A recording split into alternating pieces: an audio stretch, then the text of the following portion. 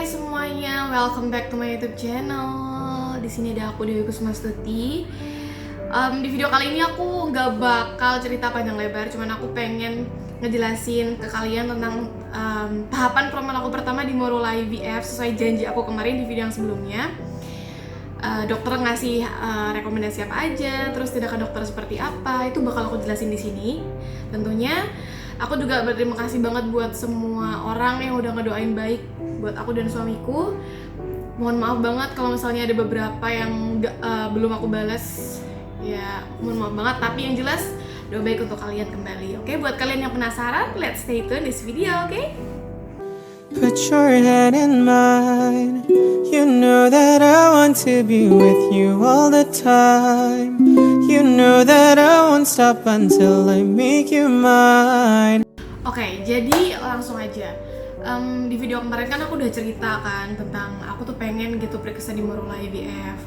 Karena sebelumnya aku udah sempat periksa ke salah satu objin juga dan emang belum rezekinya mungkin ya. Terus setelah aku mens itu kan aku udah excited banget karena aku udah beli test pack 3 sekaligus dan ternyata pas banget, barusan banget sampai rumah tiba-tiba aku udah bleeding. Terus akhirnya aku stres lah, pikiran aku berkecamuk. Terus aku kayak menemukan ide gitu kan, kayaknya Morula bagus nih. Dan ternyata di Jogja tuh ada, bikin aku tambah semangat dong kan. Dan Morula IVF ini letaknya di Jogja International Hospital.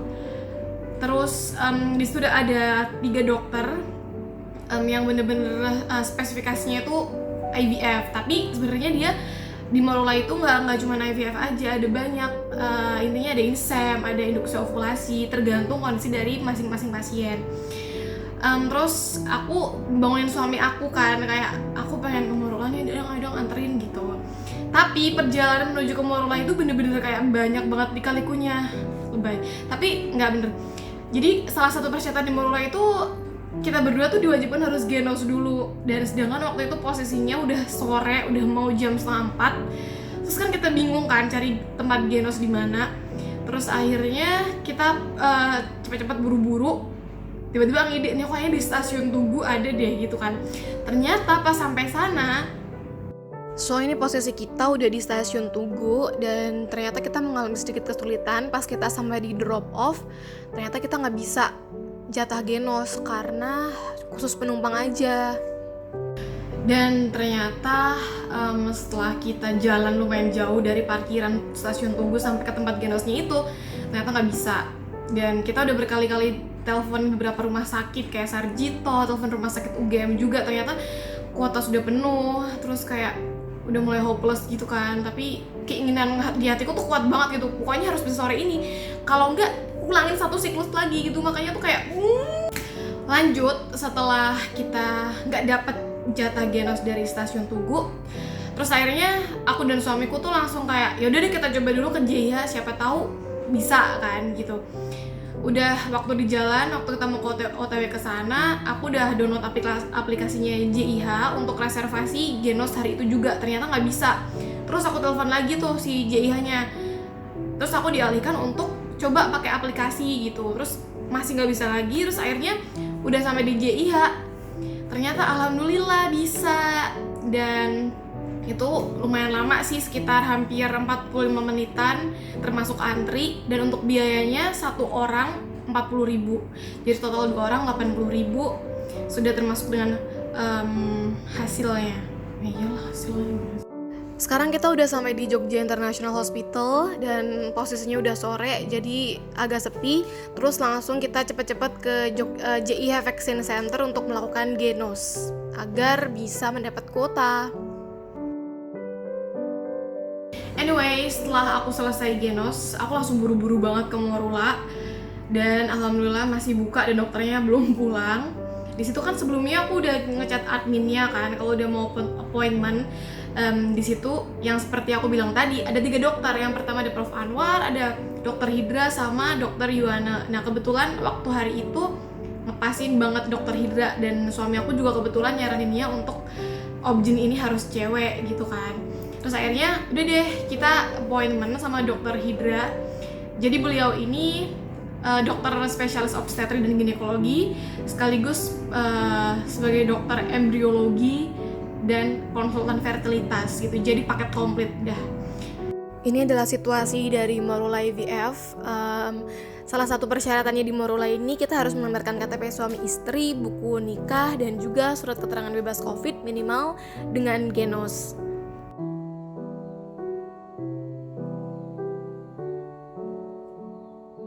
Dan setelah menunggu 2 pasien, akhirnya nama aku dipanggil. Itu aku masuk ke ruang dokter sama suami aku juga, dan langsung dikasih pertanyaan sama dokter Hidra seputar menstrual siklus aku bagaimana, terus sebelumnya sudah pernah periksa ke obgyn mana, pernah didiagnosis apa, dan sudah pernah minum obat apa. Begitu juga dengan suami aku, dia juga ditanyain seputar fertility-nya dia, kayak apakah suami bekerja sebagai sopir atau bekerja yang berhubungan erat dengan bahan-bahan kimia.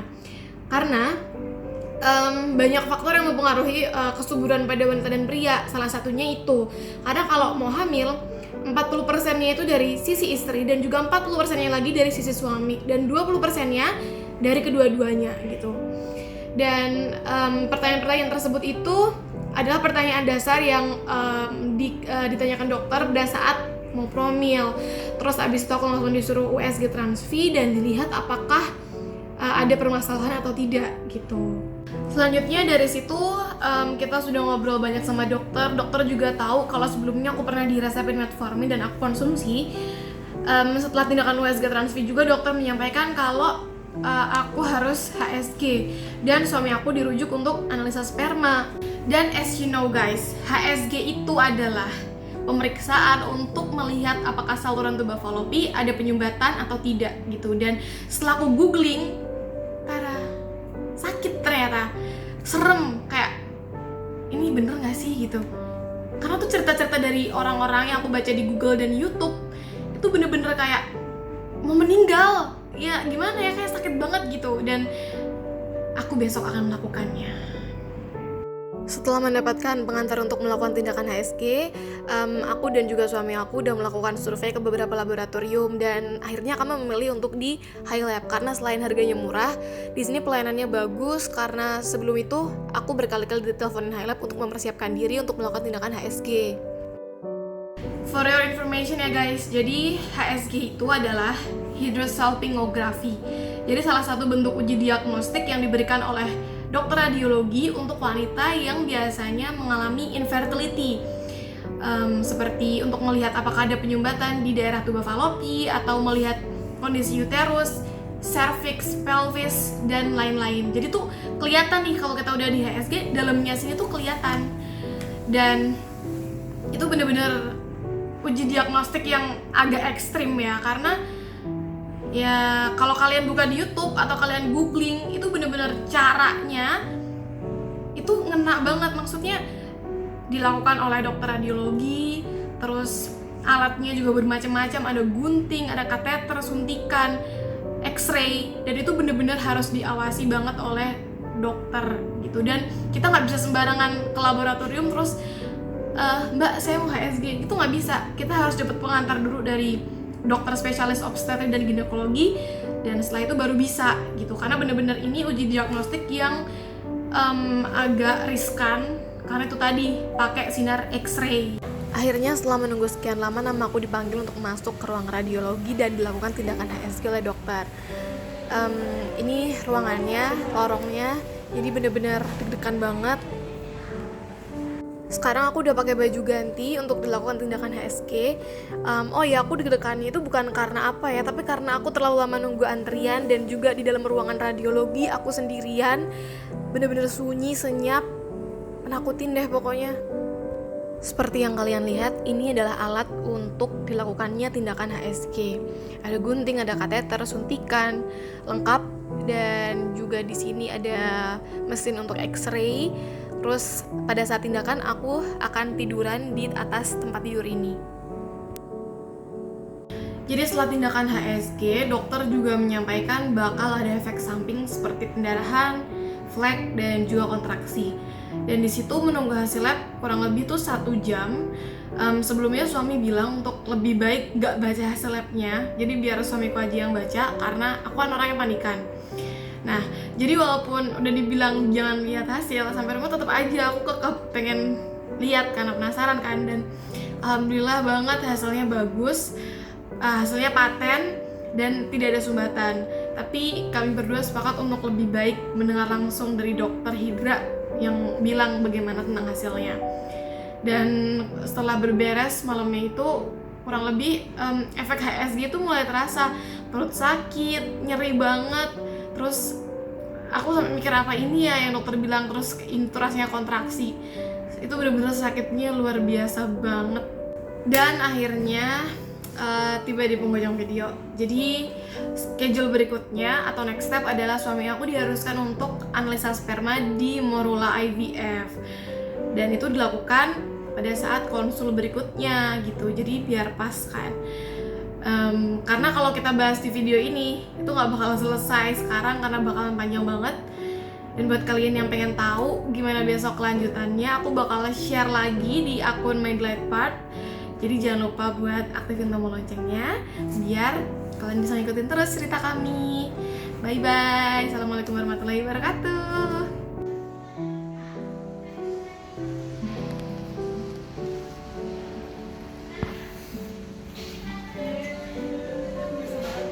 Sakit Sakit tuh. sakit banget. Terus hasilnya makan dulu. Mau makan apa? Setelah Sate.